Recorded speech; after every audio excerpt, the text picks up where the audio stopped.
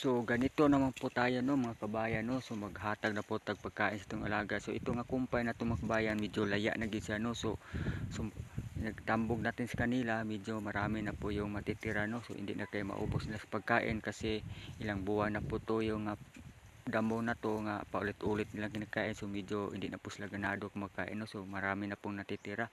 So naisip-isipan ko mga kabayan nga ano ang dapat natin gawin para maubos-ubos nila sa pagkain. So ito ang paraan mga kabayan, no? Sapsapin natin para maubos-ubos nila ang pagkain. So ito ang ginagawa natin mga kabayan, para balik ganado ilang pagkain. So nakikita nyo mga kabayan, no? Balik ganado na po ang ilang pagkain kasi medyo hindi naman kayo sumod ang ilang mga pagkain. Okay, ato namang giadiyahan o nga ang saon na to pag-adiya nga para balik ganado ang ilang pagkain. So ito mga kabayan ang isip-isipan ko nga ito ang dapat natin gawin. So hindi mo good mga pwede po nga pabayaan na natin sila pagka nga mayroon tayo nga ihatag kumpas kanila na hindi na sila kumakain, di tayo mag isip ng paraan kung ano nga dapat natin gawin para mabalik ganado ng pagkain. So hindi naman pwede mga kabayan. So kailangan ng mga kabayan kung may alaga po tayo sa tingin natin nga hindi na po sila ganado kumakain sa mga damo nila, so mag-isip-isip po tayo kung anong dapat natin gawin para mabalik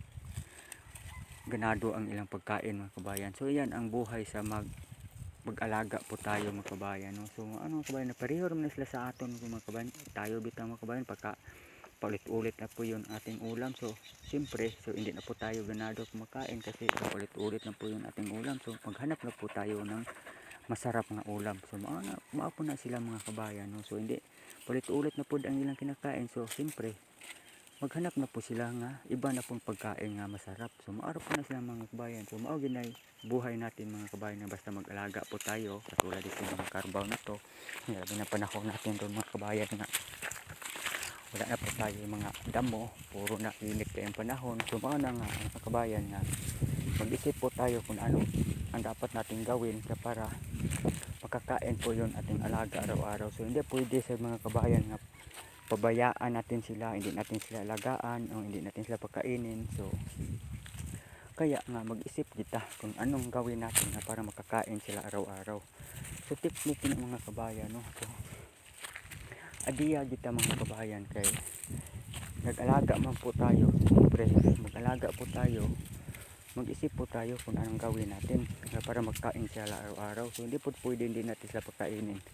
So mauna yung role nato dito sa mundo mga kabayan, no? Kapag mag-alaga po tayo kailangan nga magtiyaga po tayo, no mga kabayan, kung anong gawin natin nga para makakain sila, para balik ganado po ilang pagkain. So maura na akong itip niyo mga kabayan. Thank you for watching, bye bye.